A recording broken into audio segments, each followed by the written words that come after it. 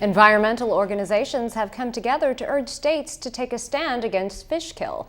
I'm Jill Horner. This is Comcast Newsmakers. With me is Maya von Rossum. She's with the Delaware Riverkeeper Network. Thanks so much for being with us. Thank you so much. We are talking about the Delaware River, the status of the Delaware River, and the organisms and fish life that live within it. Talk to us a little bit about the concerns that you and other environmental organizations have right now when it comes to fish kill from power plants. Sure. There are billions of fish that are being killed every year from the Delaware River, and they're being killed needlessly. They're being killed by power plants and other industrial operations that, with a change of technology, could reduce those fish kills by as much as 90–95%. You're actually targeting 3 plants specifically, 2 in New Jersey, 1 in Delaware. Why these 3 sites? The Salem Nuclear Generating Station and the Mercer Power Plant in New Jersey and the Delaware City Refinery on the Delaware side of the river are, as I said, killing billions of fish every year from the Delaware River system. And these are facilities that are actually operating on expired permits. In the case of the Delaware City Refinery, their Clean Water Act permit under which they operate is 11 years expired.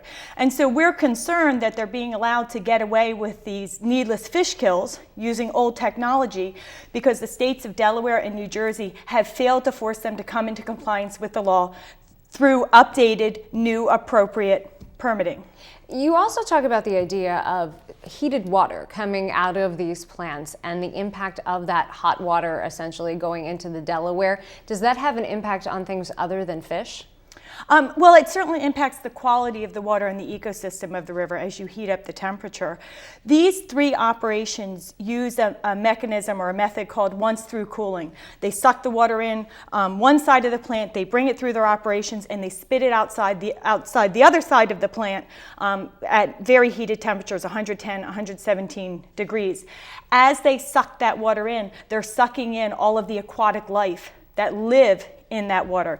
So in the case of Salem, that's over 3 billion Delaware River fish a year that are getting sucked into the plant and killed. In the case of Mercer, we're talking about 70 million fish a year. And in the case of the Delaware City Refinery, we're talking about 45 million fish a year. And in fact, the Delaware City Refinery and Salem combined kill about 56% of the straight pass of the Delaware River. So that shows you what an extreme impact they are having on the fish populations of our river system. And when we talk about fish populations, there's an environmental impact, but does it relate to things like tourism as well? Absolutely. There are many people who rely upon the Delaware River economically and recreationally for fishing. We have a lot of commercial fishing operations, a lot of recreational fishers who come to our river every year, and these power plants are taking the fish out of the river that otherwise would be available for commercial and recreational anglers and all the businesses that depend upon them. You say fish kill is actually unnecessary because of new technology, but these plants would have to pay for these upgrades. Is that something that's attainable in terms of the finances? Absolutely.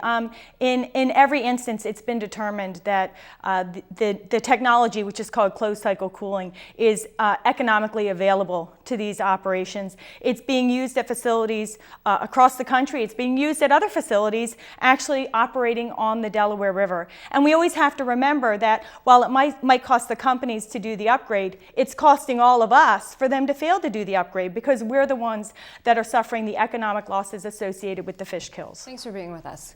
We've been talking with Maya von Rossum. She's with the Delaware Riverkeeper Network. I'm Jill Horner.